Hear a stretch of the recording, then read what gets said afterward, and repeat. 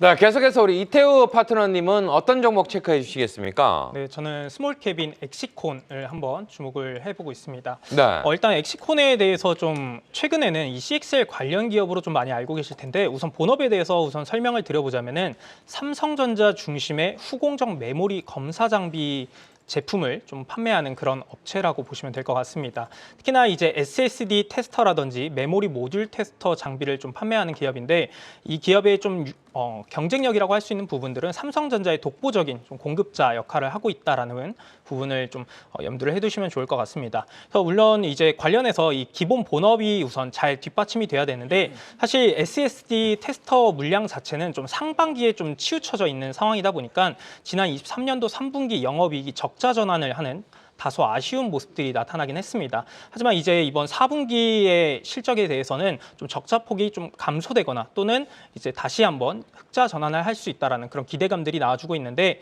이런 부분들뿐만 아니라 올해 측면을 좀 본다라고 하면은 24년도 이 하반기부터 본격적으로 메모리 검사 장비에 대한 투자가 재차 증가될 것으로 전망이 되고 있기 때문에 엑시콘에 대한 어떤 본업 모멘텀은 충분히 가져갈 수 있다라고 보시면 될 것 같습니다. 근데 이제 다만 최근에 이제 지난달 같은 경우에는 상장 이후 최다 거래량이 동반이 되면서 지난해 이제 종가 기준 약 50% 가까운 상승이 나타났고 오늘 기준으로도 장중에 상한가에 안착하는 그런 모습들이 나타났었는데 역시나 이 삼성전자의 CXL 관련 사업이 본격화될 것이다라는 그런 기대감 속에서 이 CXL 2.0 관련 테스터 장비를 이번 1분기에 본격적으로 개발이 완료될 것이다라는 그런 기대감 속에 엑시콘에 대한 주가가 강세가 나타나고 있지 않나라고 보시면 될 것 같습니다. 하지만 이제 차트를 좀 보시게 되면은 지금 현재 오늘 상승으로 인해서 상장 이후 이제 그 최대 상승 수준을 좀 기록을 해주면서 지금 신고가 구간에 위치해 있는데 충분히 현재 구간은 신규 진입하기는 좀 위험할 수 있는 위치라고 볼 수 있겠지만은 제가 한번 강조를 드리고 싶은 부분들은 역시나 이 밸류에이션 측면에서 상대적으로 아직까지는 추가적인 상승이 나타날 수 있다라는 부분입니다. 왜 그러냐라고 하면은 이제 PER 자체가 현재 약 13배 정도 수준인데 업종 평균 PER이 26배 수준입니다. 즉 다시 말해서 업종 평균 대비 여전히 좀 저평가되어 있는 구간이고요. 그리고 이제 PBR 자체도 1.3배 수준으로 충분히 자산 가치도 존재하는 그런 기업이다라고 보시면 될 것 같습니다. 그에 따라서 지금 현재 최근 이 돌파를 꾸준히 보여줬던 해당 이제 2만 원 살짝 언더 구간으로 좀 조정 시에 우리가 다시 한번 좀 관심을 가져보시고 한번 이제 현재 신고가 구간에서는 좀 보유자 영역으로 잠시 좀 관망하는 것도 한번 엑시콘을 바라보는 좋은 전략이 될 수 있다라는 점 말씀을 드리도록 하겠습니다. 네, 상위권 종목들도 다시 한번 정리해서 보여드리도록 하겠습니다. 자, 송재호 파트너님은 삼성전자 관련해서, 이강무 파트너님은 셀트리온을, 마지막으로 이태우 파트너님은 엑시콘 관련해서 이야기해 주셨네요. 자, 이렇게 해서 종목 하이라이트까지 살펴드렸습니다.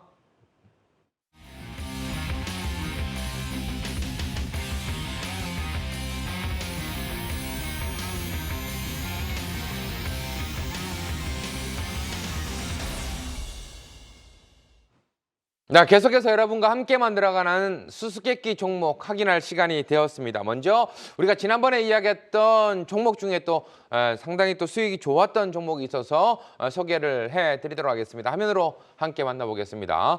자, 송재호 파트너님의 삼천당 제야 장중 최고 수익률 10.2% 기록을 하셨네요. 또 리뷰를 한번 안 들어볼 수가 없을 것 같습니다. 네, 짧은 거래일인데 3일 동안 좀 상승했던 것 같습니다. 아일리아 특히 이 시밀러 쪽에 대해서 지금 현재 셀트론도 그렇고 이제 삼성전자제약도 좀 상당히 노력하고 있는데 가계약이 연결돼서 본계약들이 이제 유럽, 중국, 미국 이쪽으로 좀 기대되는 부분이 있기 때문에 분명히 그 차트를 제가 한번 보여드리고요. 한번 보시게 되면 제가 이제 바이오주기 때문에 좀 이제 조심스러워서 이제 아래쪽에서 종목들을 좀 알려드렸거든요. 하단에서 지금 하단 구간에서 이제 좀 고개를 들면서 올라오고 있습니다. 그러니까 안정적이면서 올라가기 때문에 지금 5일선을 잘 지키면서 본다면 만약에 시세가 나올 경우 한 9만 원대 중반 정도는 좀 매도 기회로 활용하시면 좋을 것 같습니다. 자, 이제 수수께끼 종목 확인을 좀 해봐야 될 것 같습니다. 먼저 송재호 파트너님, 어떤 힌트를 좀 주실 수 있을까요? 네, 오늘 이제 반도체 관련해서 한번 가져왔는데요. 네, PCB 기판 3인방 중에서 시가총액 1위 기업이고요. 전에 코리아 서킷을 소개해드렸으니까 네. 그 종목을 제외하고 네, 다른 종목 중 하나입니다. 네. 자, 일단 우리 이강무 파트너님은 네. 어떤 종목이 좀 떠오르십니까? PCB 기업이라고 하시니까 제가 항상 강조하는 심데코 빨리 이제 시가총액 비교를 해봤거든요. 네네. 딱 나옵니다. 아. 그 종목이겠죠. 네, 그렇군요. 바로 검색을 또 해보셨군요. 자, 우리 이태우 전문가님, 네, 파트너님은 어떤 종목이 좀 떠오르십니까? 저는 이 기업을 보면은 더덕이 떠오르지 않나라는 생각이 드는데 사실 이 기업이 제가 생각하는 기업이 맞다면은 네. 더덕보다 훨씬 더 좋은 기업이지 않을까 생각을 하고 있습니다. 자, 일단 더덕보다는 큰 덕이 있는데 자, 부분이 조금 더 낫지 않았을까라는 생각도 들고 지금 채팅창 안에서는 네. 심데코 중에 심택은 강무 파트너님 거라고 얘기하시는 분들도 있고요. 뭐 심택이 조금 많이 올라오는 듯한 모습이 좀 보여지고 있는데 자, 그 와중에 또 미더덕까지 올라오고 있습니다, 지금. 자, 송지호 파트너님, 정답과 동시에 종목 부탁드리겠습니다. 네, 대덕전자고요. 어. 네, 심택은 오늘 올랐기 때문에 저희도 바닥권에서 보유하고 있는 종목 중에 하나입니다. 근데 그건 들고 올 수 없으니까 대덕전자를 지금 소개하려면 결국은 이제 기판 쪽인데요. 이제 이 기업은 이제 최근에 이제 FCBGA 쪽, 비메모리 쪽을 투자를 많이 해놨습니다. 그래서 이 회사는 이제 메모리하고 비메모리 쪽으로 연결된 기업을 보시면 돼요. 그래서 최근 메모리 업황이 좀 회복되고 있고 이제 AI 쪽으로 투자하는 과정에서 봤을 때는 지금 DDR5도 당연히 AI 쪽으로 연결돼서 이제 어떤 그 수요가 커진 것을 봐서 전 DDR5에 대한 기판이 지금 3분기에서도 대덕전자 그 전체적으로 D램에서 50% 정도 상회했거든요. 그렇다면 4분기에도 더 많이 좋아졌을 것 같고 또 2024년도에는 DDR5가 본격적으로 출하가 연결됐기 때문에 저는 DDR5에 대한 어떤 기판, 특히 기판이 우리가 기존 DDR4하고 5하고 다른 점이 우리가 전력 반도체라든지 이런 수도부들이 들어가기 때문에 단가도 높습니다. 그래서 지금 서버 쪽에 관련해서 투자가 확대되고 있으니까 DDR5 그리고 우리가 지금 최근에 이제 AI 쪽에서 온 디바이스 AI 우리가 모바일 쪽을 먼저 받았는데요. 최근에 그 산업통상자업에 나오게 되면 이제 AI인데 PC 쪽에 들어간 AI 쪽에 수요가 커지고 있다. 그러면 결국은 우리가 반도체는 비메모리하고 메모리하고 결합이거든요. 그렇다면 이 시스템 반도체에 들어가는 FCBGA 이쪽에 대해서 대덕전자 수혜가 될 것 같고 또 여기에 온 디바이스 AI가 전장으로 연결되기 때문에 전장에 들어가는 FCBGA 쪽도 대덕전자와 연결돼 있으니까 아마 올해 시간이 갈수록 내년까지 전반 성장세가 이어질 것 같습니다. 그래서 대덕전자를 지금 오늘 이제 수렴하고 나서 이제 고개를 들고 있으니까 좀 관심 있게 보시면 좋을 것 같습니다. 자, 종목에 대해서 한마디씩 좀 들어보도록 하겠습니다. 이강무 파트너님이 바라보는 네. 대덕전자, 뭐 심데코 항상 이야기를 해주셨지만 세 종목 중에서 어떻게 좀 보고 계십니까? 어떻게 보면은 이제 심데코 중에서 심텍은 온디바이스 AI라든지 그리고 코리아 서킷, 뭐 또 CXL이라든지 이런 키워드들이 뭐 하나씩 나눠 가졌는데 네네. 사실 대덕전자는 어떤 키워드를 아직 못 받았어요. 근데 지금 이제 시청자분들이 빼놓지 않고 꼭 보셔야 되는 게 DDR5 이 키워드는 대덕전자 거다. 어허. 네, 근데 이제 우리가 슈퍼 사이클을 기대해 본다라면은 디램에 대한 실적 개선, 실적 어닝 서프라이즈 보셔야 되는데 네. 일단 업계 내에서 가장 큰 매출, 연간 1조 매출을 PCB 기업들이 냅니다. 근데 이제 작년 같은 경우에 반도체 조금 둔화세가 있었고 뭐 메모리 반도체 수요가 사실 생각보다는 크지 않았기 때문에 작년은 좀 저조했는데 올해 다시 한번 또 1조 원 매출 다시 달성할 수 있다라고 보거든요. 네네. 저는 사실 심데코 다 좋은데 지금은 또 대덕전자의 바통이 올 때가 왔다. 큰 네. 덕이 있습니다. 그렇군요. 네. 자, 우리 이태우 파트너님은 어떻게 보고 계십니까? 대덕전자. 저 역시 뭐 대덕전자 굉장히 좋은 기업이다라고 생각을 하는데 앞서 또 설명을 너무 잘 해주셔가지고 제가 간단하게 저는 이제 밸류적인 부분만 좀 체크를 해 보았는데 사실 올해 이제 매출액이 약 9천억 원 수준이 전망이 되고 있는 상황에서 네. 지난해죠 23년도 전망이 되고 있는데 올해는 다시 이제 1조 원 이상의 매출이 전망이 되고 있고 영업이익 자체도 지난해는 300억 정도로 전망이 되는 상황에서 올해는 또 1,100억 이상의 전망이 되고 있다. 그래서 이제 수익 가치가 굉장히 높다라고 좀 볼 수가 있겠고요. 거기에 이제 유보율이나 뭐 부채 비율도 한번 체크를 체크를 해보게 되면은 유보율 자체가 이제 3,200% 그리고 부채 비율 자체는 상당히 30%가 낮아요. 안 되는. 네. 그래서 상당히 이제 무차입 경영도 할 수 있는 기업인 만큼 뭐 수익성이 좋아지는 측면에서 그리고 이제 재무 건전성까지 가지고 있기 때문에 상당히 뭐 안전하게 잘 가져갈 수 있는 기업이지 않나라고 생각을 합니다. 네, 알겠습니다. 자, 계속해서 수수께끼 종목 두 번째 우리 이강무 파트너님의 힌트를 좀 들어봐야 될 것 같습니다. 어떤 힌트가 있을까요? 네, 제가 드리는 이제 힌트 단어는요. 네. 베이비룸. 베이비룸. 네, 베이비룸이다. 네. 네. 어허.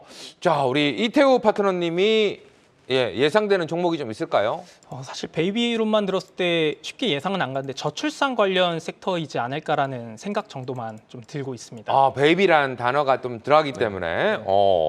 자, 일단 우리 송재호 파트너님 확실하게 맞출 수 있을 것 같은데 어떤 종목 같으십니까? 뭐 그쪽에 관련된 기업 보면 아가방아뉴, 꿈비 뭐 그런 쪽이 많이 주목받는데요. 제가 전에 꿈비 이야기를 좀 많이 하셨던 게 기억이 나가지고 꿈비가 아닐까. 네, 네. 강조해. 네, 그렇군요. 자, 지금 채팅창에서는 꿈비, 아가방 역시나 뭐 그쪽으로 좀 이야기들이 좀 많이 나오고 있는 모습인데요. 베이비룸 네. 관련해서 정답과 동시에 소개 부탁드리겠습니다. 베이비룸이 사실은 어렵게 설명한 건데 우리말로 하면 아가방이지 않습니까? 그러게요. 네. 그러네요, 진짜. 아가방입니다. 근데 네. 사실은 제가 말하는 베이비룸은 그 베이비룸에 들어간 이제 가구를 생각했을 때 그래서 사실은 오늘 힌트를 은비가비를 갖고 올까 하다가 네. 네, 아가방으로 이제 베이비룸으로 가져왔는데 야. 종목은 꿈비입니다. 꿈비, 베이비룸인데 안에 들어가는 가구이기 때문에 꿈비다. 일단은 이제 유아용품이면서 유아 가구 전문 업체인데 우리나라 시장에서 국내 1위를 가지고 있는 회사이기도 합니다. 저도 이제 곧 부모가 되거든요. 네, 축하드리겠습니다. 얼마 남지 않았습니다. 네. 출산을 앞두고 있는데 지금 태어날 아기한테 한마디 네. 해주시죠. 사랑해. 네, 사랑해라고. 네. 꼭 건강하게 만나자. 어. 아무튼 이제 저도 이제 최근에 들어서 이제 유아용품이라든지 또 아가 방에 꾸미는 작업에 대해서 관심을 가지고 있는데 이 꿈비 제품이 꼭 이제 검색어에 나오더라고요. 그래서 아마도 이제 저출산 정책과 같은 이야기들이 나오게 되었을 때 출산 장려 정책이 나왔을 때 함께 보일 수 있는 종목 중에 하나다라고 이야기 드릴 수 있겠고요. 일단 오늘 날짜에서는 사실 아가방 컴퍼니가 큰 움직임이 나왔는데 네. 아무래도 이제 시장에 대한 점유율을 좀 생각해 봤을 때 그리고 최근에 오늘이 아닌 그동안에 좀 히스토리를 좀 봤을 때는 꿈비에 대한 종목들에 대한 퍼포먼스를 좀 기대해 보자라는 측면을 이야기 드렸고요. 사실 이제 지난달부터 해서 좀 예고된 정책이 하나가 있습니다. 저출산 기금 마련에 대한 정책이 좀 예고가 되어 있고요. 오늘 날짜에서도 10조 원 규모의 저출산 기금에 대한 방안을 구축하는 것에 대한 발표가 나왔습니다. 빠르면은 이번 달 내에 이 확정된 정책에 대한 발표가 나오지 않을까 싶은데 만약에 이제 새로운 이 신년이라든지 혹은 뭐 새로운 정부를 준비할 때 가장 중요한 정책이 부동산 정책이라고 생각을 하거든요. 근데 이번만큼은 부동산 정책 못지않게 가장 중요한 정책이 저출산 정책이 아닐까. 그렇기 때문에 저출산 정책에 대한 이야기들이 나왔을 때 시장에 대한 파급력은 상당히 클 것이다라고 생각합니다. 그렇기 때문에 저출산 관련된 종목들을 함께 보셔야 될 것 같고 그중에서 제가 선택한 종목은 은비깜비 꿈비. 네, 꿈비를 소개를 드리도록 하겠습니다. 네, 그렇군요. 계속해서 우리 이태우 파트너님이 바로 보시는 꿈비 어떤 종목 같으십니까? 물론 이제 저 또한 정책 관련 모멘텀들은 당분간 계속해서 나와주지 않을까라고 생각을 합니다. 뭐 올해만 2024년도만 하더라도 전 세계적으로 약 70개 정도의 선거가 앞두고 있는 상황인 만큼 관련된 정책 모멘텀들을 좀 반영할 수 있다는 측면에서 꿈비 굉장히 긍정적으로 바라보고 있습니다. 네, 송재호 파트너님은 꿈비 어떻게 보고 계십니까? 정부 정책 관련주에서 상당히 핵심이 될 수 있겠다 보고 있다. 연초에 많이 정부 정책, 지금뿐만 아니라 예산안 이야기가 좀 나오고 있는데요. 앞으로 3분기, 그러니까 1분기에는 이런 정책 기획이 나올 것 같습니다. 그래서 이 종목은 이제 바닥권이 있으니까 좀 길게 본다면 어떤 큰 수익을 좀 줄 수 있는 종목이라고 말씀드려 보도록 하겠습니다. 네, 이번엔 또 한번 기대를 한번 해보도록 하겠고요. 자, 이태우 파트너님의 힌트도 들어보도록 하겠습니다. 어떤 힌트가 있을까요? 네, 저는 이제 오늘 힌트를 가져온 게 아인슈타인과 자율주행을 또 힌트로 가지고 와봤습니다. 아인슈타인과 자율주행. 자, 일단 이렇게만 딱 들었을 때는 어떻게 또 판단을 해야 될지 우리 송재호 파트너님 뭐 어떤 종목인지 좀 감이 오세요? 봤을 때는 최근에 그 인공지능하고 자율주행 연결돼 보게 되면 저는 좀 이제 신규 상장주일 것 같아요. 얼마 상장한지 얼마 되지 않은 것 같아요. 저는 이제 자율주행 관련주에서 나무가라는 기업을 한번 소개한 적이 있었잖아요. 네네. 뭐 그 종목들이 오늘도 조금씩 흐름들 타고 올라오고 있는데 아마 신규 상장주가 아닐까. 최근에 그래도 한 2달, 3달 안에 그렇게 말씀드려보겠습니다. 자, 이게 이렇게만 더 들었을 때는 조금 어려운 감들이 있어서 그런지 채팅창에 또 올라왔네요. 스마트 레이더라고 올라오긴 했는데 자, 우리 이강무 파트너님은 어떤 종목이 좀 떠오르십니까? 네. 지금 들어보니까 스마트 레이더 같아요. 들어보니까 사실은 네. 아인슈타인 이야기 들어와서 에디슨 모터스 자율주행 이런 생각을 연결을 해봤는데 네. 종목은 생각이 나지 않더라고요. 오. 근데 딱 들어보니까 스마트 레이더스 같습니다. 스마트 레이더 시스템이라고 또 올려주신 분들도 계시네요. 정답과 동시에 이야기 한번 들어보도록 하겠습니다. 네, 정답을 맞추셨는데 스마트 레이더 시스템입니다. 일단은 이제 스마트 레이더 시스템을 오늘 또 준비한 이유는 역시나 뭐 2024년에도 역시나 뭐 최신의 차량, 뭐 전기차 같은 이런 최신의 차량이라든지 로봇 관련 섹터가 성장함에 따라서 이 자율주행 섹터는 동반 성장할 수밖에 없는 그런 구조다라는 부분을 좀 강조를 드리고 싶고요. 이에 대해서 이제 스마트 레이더 시스템의 어떤 기술적인 부분들을 좀 주목을 해보자라는 말씀을 드리고 싶습니다. 사실 이제 자율주행하면은 가장 중요한 이제 기술적인 부분들이 센서에 대한 부분인데 뭐 카메라 센서라든지 레이더 센서 그리고 라이다 센서 이 세 가지 센서가 가장 주된 센서라고 볼 수가 있겠고요. 그 중에서도 이제 스마트 레이더 시스템은 레이더 관련 기업이라고 보시면 될 것 같습니다. 근데 단순히 이제 레이더 관련 기술을 가지고 있다라기보다는 기존의 레이더 센서 같은 경우에는 거리라든지 방향 그리고 상대 속도를 식별하는 3D 레이더 센서가 주된 기술이었는데 이 스마트 레이더 시스템에서 만든 제품 같은 경우에는 이곳에 약간 높이를 한층 더 추가한 그런 어떤 정보를 추가한 이 4D 이미징 센서를 만든 기업이라고 보시면 될 것 같습니다. 그로 인해서 이제 사실 레이더의 한계를 좀 보완해 주는 것이 라이다 센서였는데 이 동사에서 만든 제품을 활용하게 된다라고 하면은 이런 부분들을 충분히 효율적으로 커버를 할 수가 있고요.